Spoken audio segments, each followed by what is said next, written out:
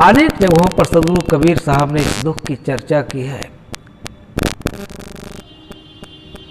कि ते साहेब के लागव सा था, दुई दुख मेट के हो सना था। यह बहुत ही वेदनापूर्ण स्थिति है। ये दो दुख, जन्म और मरण का दुख, जन्म मरण का प्रवाह,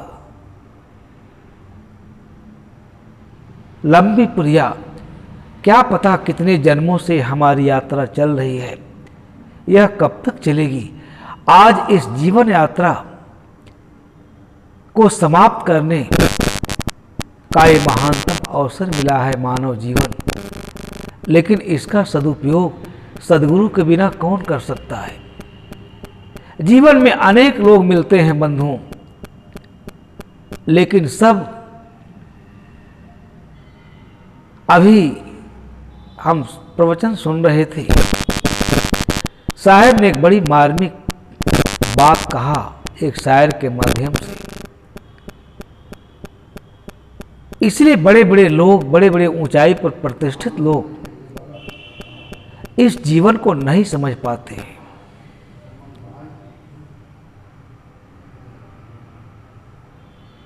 बिना लिबास आए थे इस जहां में, केवल एक कफन के लिए इतना लंबा सफर करना पड़ा। कितनी मार्मिक साहब बात कहते हैं अपने प्रवचन में। इस शायर ने जीवन के सत्य को, अनोखे सत्य को किस प्रकार से व्यक्त किया। बिना लिबास आए थे इस जहां में, केवल एक कफन के लिए इतना लंबा सफर करना पड़ा। जब किसी व्यक्ति को यह शरीर बेकार नहीं, इसके भौतिक परिवेश में जब हम उलझ जाते हैं तो हम कल्याण से, अपने कल्याण पथ से विमुख हो जाते हैं, सत्य का रास्ता छोड़ देते हैं और असत्य के भयानक जंगल में, दुर्गम जंगल में हम भटक जाते हैं। इस पर हमें विचार करना चाहिए कि किस प्रकार से चिंतकों ने अपनी बात को रखी है। जीवन का कितना जो सत्य है, जो तथ्य है और सत्य है, उसको एक लाइन में किस प्रकार से एक शायर ने कह दिया था। बिना लिबास आए थे इस जहां में, संसार का हर प्राणी नंगा पैदा होता है इस दुनिया में, कुछ भी नहीं रहता।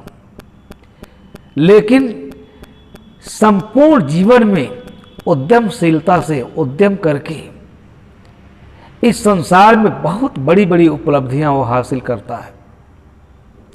वकील होता है, डॉक्टर होता है, मास्टर होता है, मंत्री होता है, बड़े से बड़े ऊंचे पद पर वो प्रतिष्ठित होता है, बहुत सम्मान पाता है। लेकिन बंधुओं, यहाँ जो तथ्यपरक बात है, जो सार्वभौम सत्य है, वो इतना ही है कि केवल एक कफन के खातिर जिस दिन ये आत्मा इस शरीर का परित्याग कर देती है, उस दिन केवल एक कफन मिलता है। सारा सम्मान, सारा वैभव, सारा विलास, सारा ऐश्वर्य, रंच मात्र भी इस जीवन के साथ नहीं जाता, केवल एक कफन मिलता है।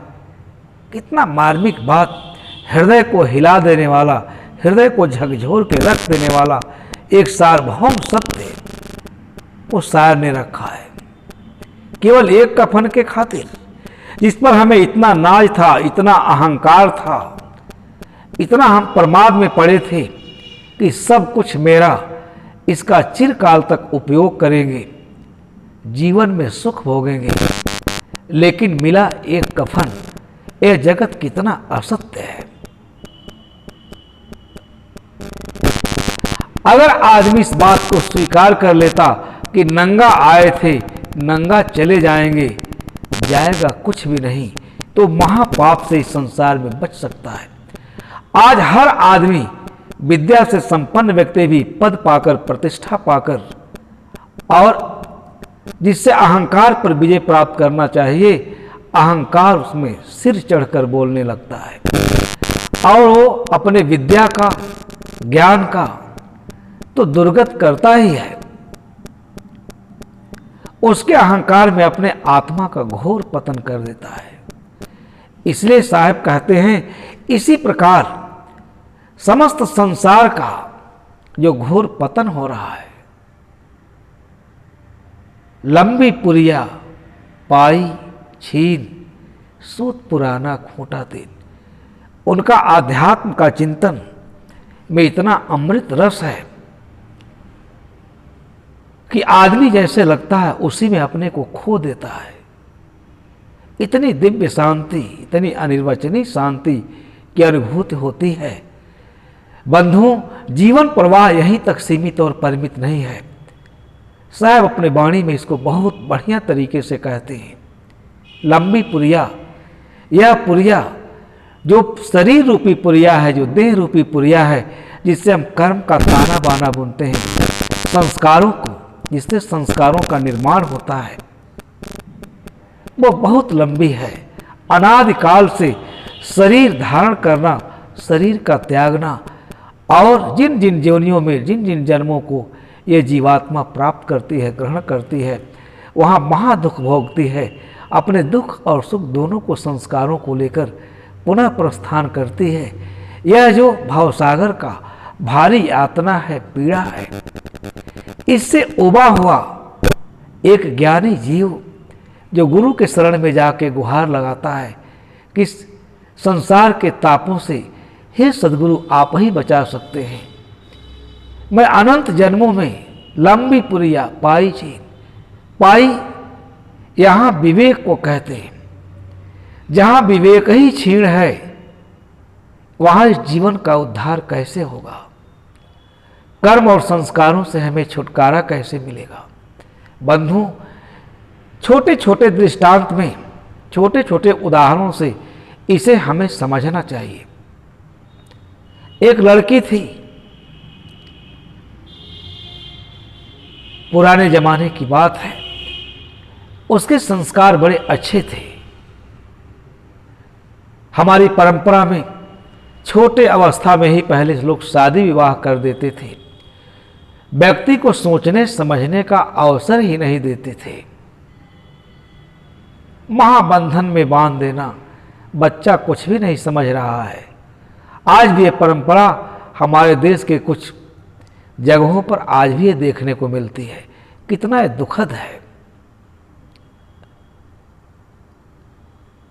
यह एक ऐसा बंधन है जिस बंधन में बंध करके और व्यक्ति कभी भी आध्यात्मिक उन्नति नहीं कर पाता। उसका जीवन इतना दुरूह हो जाता है, इतना कठिन हो जाता है कि वह जीवन और जीवन की आवश्यकताओं की ही पूर्ति करता रह जाता है। क्योंकि काम और राम संसार से विमुख हुए बिना अध्यात्म के पथ पर आदमी कैसे चल सकता है? लड़की के कुछ संस्कार अच्छे थे, वो शादी विवाह करना नहीं चाहती थी, लेकिन माता पिता ने उसकी जबरदस्ती शादी करा दिया। बड़े अच्छे परिवार में शादी हुई, लड़की गई, लेकिन कुछ दिन में उसके पति का देहावसान हो गया।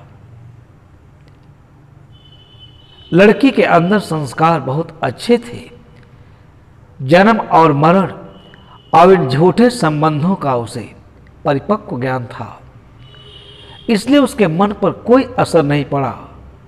उसने कहा एक पाप था, कुछ पाप के संस्कार हमारे अंदर थे, इसलिए हम बंधे, लेकिन आज महान पुण्य का दिन है कि जिसके साथ संपूर्ण जीवन दुखी रहता या इस जीवन की आवश्यकताओं की पूर्ति करने में ही हमारा ये जीवन समाप्त हो जाता, नष्ट हो जाता। हम कोई पुण्य पाथे अर्जित नहीं कर पाते। आज उस जीवन में मुझे महासुख की अनुभूति हो रही है। अज्ञानी अगर लड़की रहती, रोग आके रोध होकर के पागल हो जाती, विक्षिप्त हो जाती। ऐसा देखा जाता है कि व्यर्थ के विषयों को लेकर के आदमी रोता है, गाता है, अपना सिर फोड़ता है, और जीवन के सुख को नहीं समझता है। साहब कहते हैं कि इस लंबा आवागमन का अनादिकाल से जो ये मार्ग है वो इसलिए इससे छुटकारा नहीं मिलता कि हमारा विवेक का जो पाई है बिल्कुल छीण हो गया है। आज मनुष्य इसलिए दुखी है कि उसके अंदर विवेक नहीं जगा है। अगर विवेक की दृष्टि से देखे तब वो इस संसार और जीवन के सत्य को देख सकता है, समझ सकता है। लेकिन बुद्धि के अहंकार में बड़ी ऊंचाई पर आदमी पहुंचता है, लेकिन स्वयं को नहीं जानता है, स्वयं को नहीं पहचानता है, स्वयं को अपने जीवन का, अपने स्वयं को जानने का लक्ष्य नहीं बनाता। इसलिए उसकी सारी उपलब्धियां सब बेकार चली जाती हैं। इसलिए जीवन में विवेक का बहुत बड़ा महत्व है। ये संसार क्या है? हर जगह बंधन है,